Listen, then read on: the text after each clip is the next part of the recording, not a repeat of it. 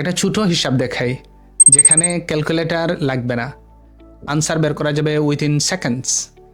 যে কোনো সংখ্যা যদি 5 দিয়ে শেষ হয় তার স্কোয়ার খুব দ্রুত বের করা যায়। নিয়মটা সহজ। প্রথমে 5 বাদ দিয়ে বাম দিকের সংখ্যাটা নিন, তারপর সেই সংখ্যার পরের সংখ্যাটার সাথে গুণ করুন, আর শেষে শুধু 25 বসান।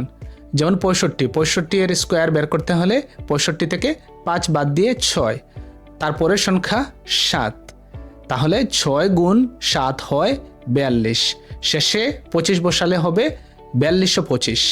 একইভাবে 35 হলে 3 গুণ 4 হয় 12, শেষে 25, উত্তর 1225। 3 ডিজিটের সংখ্যার ক্ষেত্রেও ঠিক একই নিয়ম কাজ করে।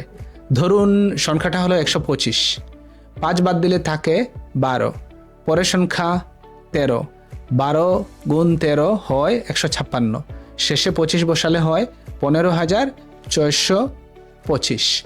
আবার সংখ্যাটা যদি হয় 345, তাহলে 5 বাদ দিয়ে থাকে 34 বামে, পরের সংখ্যা 35, 34 গুণ 35 হয় 1190, শেষে 25, উত্তর হলো 1,19,025। নিয়ম বদলাচ্ছে না, শুধু সংখ্যাটা বড় হচ্ছে। এমনকি 4 ডিজিটের সংখ্যাতেও একইভাবে কাজ করে। যেমন সংখ্যাটা হচ্ছে 1005, 5 বাদ দিলে 100, পরের সংখ্যা 101, 100 গুণ 101 হয় 10,100, শেষে 25 বসালে হয়ে যাবে 10,10,025।